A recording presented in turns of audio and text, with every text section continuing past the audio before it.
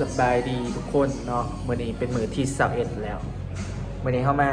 ตัด MV กับทีมไอซีซุปเนาะนี่ไอซีซุปแมนไทยแมนผู้นี้ สบายดี ไอซีซุปเนาะนั่นเด็กในสังกัด MD MD เป็นเท่าไรเดือนแหละห้างกระสือเริ่มตัด ว่าบ่เน้นปล่อยเน้นดอกคนเนาะ MV เนาะนี่คือ MV ของเรากำลังงมกันอยู่เนาะเนี่ยนี่เป็นไฟล์โปรเจกต์ที่เขาจะลบทิมใหม่เนาะแล้วก็ไปถ่ายใหม่อ๋อบ่คือใหม่เนาะจัดโครงใหม่ตัวนี้เป็นเพลงที่ห้องกับไอลาแล้วก็ทินลำพอดประมาณนี้เนาะที่จริงเพลงนี้ถ่ายตั้งแต่ขั้นจือบ่ผิดแม่นวันที่14หรือว่า18เดือน12นี่แหละที่18เดือน12ก็ผ่านมาเดือนหนึ่งเต็มๆเนาะเดือนปลายจังหน่อยละก็หลายๆสิ่งหลายอย่างเนาะโดยที่ฝ่ายเสียงเขากับบพอแน่แล้วก็ทีมงานค่าเบียกแน่เนาะหลายสิ่งหลายอย่าง เมืองยู ก็ ฟ่า เลยต้องใส่เวลาแน่ ครับนึง วันนี้เขากับมาอยู่ในเกตคาเฟ่เนาะนี่คืออาหารเสาร์ของเราอาหารเสาร์ตอนบ่ายโมงตื่นเสาร์มากก็เห็ดโปรแกรมทีไทยให้เบิ่งอันนี้เห็ดเว็บมาเห็ดโปรแกรมตัวนั้นไก่สีแล้วเป็นหูเป็นห้องเป็นหูเป็นห้องเอ้ยเป็นหูเป็นหางขึ้นมาเลยเนาะนี่เข่าเขาโอ้กินดีอยู่ดีไว้ช่วงนี้อ๋อกินของอาหารมีเข่าเนาะขาดเข่าบ่ได้ สูงให้บอก กินขนมปังกับเข่านะเป็นได บอกเคยมา เนาะ พกบริมันจากปกตินะวิดีโอห้อนเกิดอย่างเบคอนอ่ะ มัน100%มันนี่เขาลดความไวลงเหลือ 1.5 ก็ขนมปังก็หวาน ใช่ป่ะวิดีโอทำอิฐนะทำอิฐก่อนทำอิฐเลยแท้ๆอันแมนวิดีโอเข้าความไว100%คือความไวปกติแล้ววันนี้เข้าสิให้วิดีโอเนี่ยปาดมันสาดเนาะก็คือเอามาเฮ็ดสโลว์ก็ไปว่าเข้าตรงคูณแล้วแต่ความไวคือเพลงตัวนี้เขาคูณเป็น1จำหา ค่อยคน คูณออกไปเป็น150ก็เป็น1จำหามันก็ห้องไวเด้อเกียงคึบเนาะตามสแตนดาร์ดเนาะต้องกินให้เบิดอิ่มกระซังมันท้องแตกกระซังมันต้องเบิดก่อนมาเบิ่งทีอีดิเตอร์เฮา อีดิเตอร์งุ่มอยู่ มึงห่วยอยู่ตอนนี้อันนี้เนาะนี่ไหนลองบ่ได้ยินเสียงหรอกเนาะใครที่เบิ่งคลิปนี้ก็สิเห็น MV ก่อนหมู่เนาะเห็นเบื้องหลังก่อนหมู่ก่อนกองบ่เสียใจแน่นอนที่ติดตามเฮา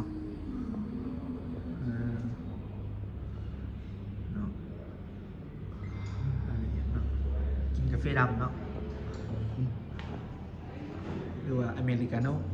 ซื้อเทดีเนาะแต่รสชาติแบบรสชาติของผู้ใหญ่พาเบิ่งคาเฟ่บรรยากาศดีนี่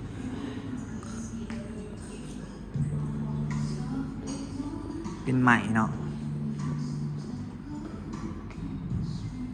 นี่น้องโทงเป็นแบบตกแต่งแบบเป็นเหือดอันนี้โต๊ะยาวนี่ครับแขกได้ไลท์นี่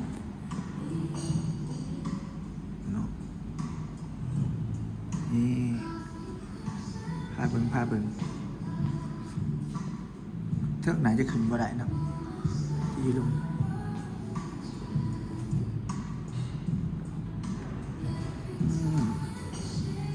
เอา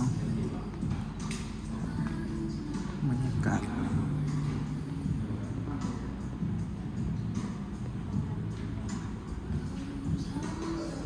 เป็นอารมณ์เคลื่อนใหม่เนาะคักดีเลย ครอบมันในอยู่แล้ว เนาะนี่ก็ได้ระบบไลฟ์สดขาวๆเนาะเพราะว่าเป็นปรมาจารย์มือหนึ่งในการไลฟ์สดในสปปลาวเนาะ ผ้าหมวมาเบิ่งวิธีเป็นไรเนาะเปลี่ยนกล่องได้ป่ะเปลี่ยนกล่องมั้ย ฮะ เปลี่ยนกล่อง ได้เป็นกล่อง คนไหนเป็นกล่องอีกนี่มีระบบต้องซื้อแลนด์นี่เนาะโอ้ คักได้เป็น มั่วเนาะเอามั่วน้ำกัน ปิดเสียงได้ปิดเสียง ใช่ปิดไม้นี่แหละ โอ้เนาะตัวนี้เป็นตัวคอนโทรลเนาะแล้วตัวนั้นเป็นเว็บแคมโอ้คัก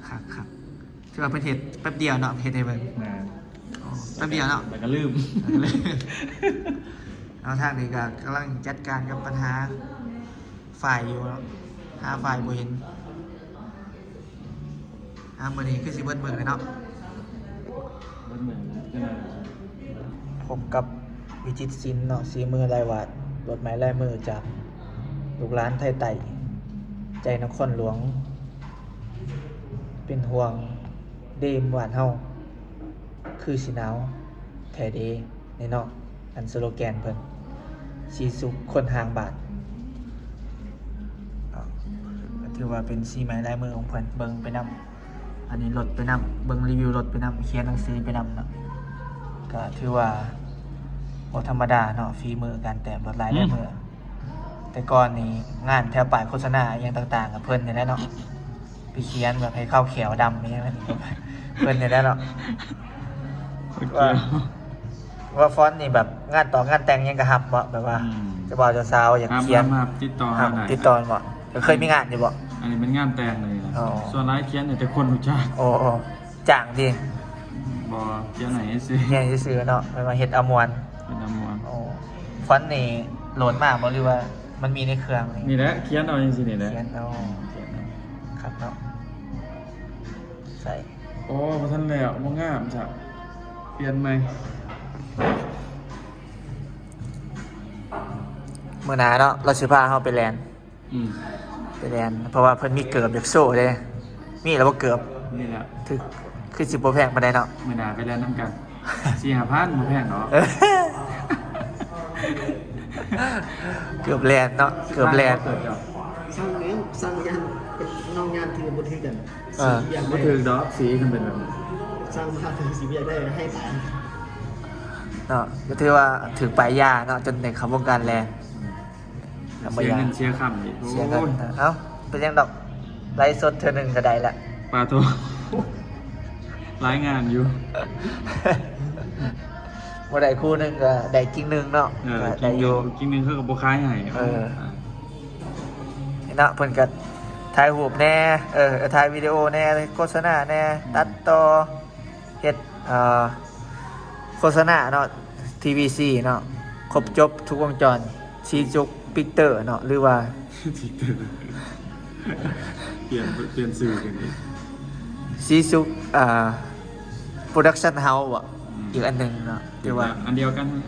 ฮับมาเบิดเนาะมาว่าสิเป็นทีมอินเตอร์พอร์ตภาพไปเฮ็ดหนาเพิ่นคือเก่าเนาะหลายคนสิว่าผู้นี้เวียกหลายบ่ก็หลายเนาะแต่ว่าซอยหมู่แน่ก็หลาย ซอยส่วนร้ายเป็นซอย งานคอลแลบเพิ่น งานฟรี เนาะแต่ละทีมเนาะเพลงไอโซพนาอย่างไหนที่เพิ่นก็เคยถ่ายได้เนาะ เคยอยู่ เพลงชื่อว่าเพลงยังไงเขาเฮ็ดให้ไอโซ เพลงยังเนาะเพลงยังมาอยู่เทิงกันนะอย่าตัวกันแห้ง ฮะ โอ้โหแม่ บ่แม่นดิอันนั้นเพลงเฮาอะ ยังก็อยู่เทิงดาดฟ้าตึกราชวงศ์เล่นชื่อเลย โอ้อะอย่ามีผัวอย่าตัวอาย มีผัว อย่ามาตัวอายเนาะโอ้เพิ่นแน่เนาะผลงาน เขาทายให้ซื้อแต่ว่าเป็นต้นของผมครับเพลงอีกเพลงหนึ่งลืมซื้อแล้วไป เพลงอายิโนโมโตะบ่อันนั้นของ ยิมโตกับแมน ของอายบ่หรือไอต้น ไอไทย ไอ้ไทย ไอต้นกำกับคือ ว่าผลงานหลากหลายเนาะหลายหน้าหลายตาเนาะ หลายตา เพลงบิ๊กบอมก็เฮ็ดกับเพิ่นนี่แหละเนาะกำลังได้ซ่อมโปรเจกต์เนาะปีหนึง สิลมแล้วฝากติดตามเลยเด้อ ปกติเพิ่นมี2สัมภาษณ์พอดแคสต์ได้เนาะเห็นพอดแคสต์นั่นนี่ ว่าเศร้าเห็นแล้ว เจ้าเฮ็ดเรียกเพิ่นหลายเนาะ กินพลังงานร้ายพว หลั ก งเนาะว่าก่อนสิเช้าว่าเชิญไปกับบ่มาเนาะก็เลยเช้า ไปกับไปยังมารายการนอกก็ได้หน่อยใจนะ หยอกเนาะเพิ่นบ่มีเวลาเองเนาะต่อไปยังสิเฮ็ดอยู่ดียังมักอยู่ดี เอาไว้ในอนาคต เนาะมีโอกาสจังเห็นซะเนาะ การที่เนี่ย เดี๋ยวเอาเวลามาถ่าย MV ให้เฮาซะ เอาเวลามาเงินก่อน เอาเนาะคลิปนี้ก็ถ่ายอินนำหัวเสือเนาะก็เป็นสปอนเซอร์ให้เนาะขอบใจบริษัทเบียร์ลาวเด้อเป็นสปอนเซอร์ให้เอ้าคลิปนี้ก็เป็น คลิปที่สปอนเซอร์เขารัวๆเนาะไปเลย เอาเนาะตอนนี้ก็ขุนเขียวยังไงหอดทอนโซโลกีตาร์แล้วว่าใครที่เบิ่งคลิปนี้ที่ว่าได้เบิ่ง MV เต็มมาก่อนเนาะฝากกดไลค์กดแชร์เด้อทุกคนเด้อเนาะกลับมาเป็นนักร้องเนาะเมื่อวานเห็นเป็นขายเครื่องอยู่วันนี้มาเป็นศิลปินเอ้าเฮ็ดเป็นอันทุกอันเกิดมาเป็นบิ๊กปอมดรแดนซ์เนาะต้องเฮ็ดได้ทุกอย่าง มีความดรแลแดน แมนแปลว่า เสียวสร้างเป็นหรือว่า หมอรับ อะ หมอรับ หมอเรา หมอเต็ดเนาะสายาดีเนาะอันนี้ก็กำลังเฮ็ดจบใหม่ๆเนาะแล้วเอามาเฮ็ดเวียกเลยเนี้ยแบบมิเต็มใหม่ๆแบบเครื่องคอมเก่าแต่ว่าคนใหม่มันว่าบ่ต้องเป็นห่วงให้ห่วงมันว่าให้ห่วงคอมสิเก่าแต่ว่าคนใหม่เนาะเอา MV ตัวนี้ครับถ้าฝากไปติดตามใน2 Big Bomb Official เด้อเนาะเอาจัดไปตอนนี้ออกมาจากคาเฟ่แล้วออกมาจากบอลนั่นบอลที่เขาไปตัด MV แล้วเนาะตอนนี้มาหับแฟนนะพามาสื่อนำอยู่มินิมาร์ทขาประจำอยู่นี่เนาะโอ้เหมือนเอาโทรศัพท์ถ่ายสบายเนาะวันนี้ก็ไปตัด MV ตัด MV นางฟอยนางลมตัด MV อยู่ในนั้นปั๊บแล้วก็เขียนเว็บแต่ว่ามืออื่นนั่นสิให้เบิ่งเว็บที่เขาเขียนเนาะว่ามันไปฮอตไซต์แล้วว่ามันเป็นจังไดแล้วเนาะโอ้เว็บที่เขาเขียนมาจากเว็บที่ให้ไอเขียนก็ได้แซ่บปะแต่ว่ามันก็หือไปหือมากอยู่แล้วเนาะซ้ำได้สิ่งที่เราสื่อประจำนั่นก็คือน้ำกอดซื้อไปทำไมซื้อไปทำอะไรไม่เข้าใจน้ำกอด เราย่องของแมวน้ำสาม ใครใครเนี่ยพนักงานแนมแล้วมากาแฟบ๊ายบายทุกคนคลิปนี้มาหาแฟนกันจบแล้วเจอกันคลิปหน้าบ๊ายบาย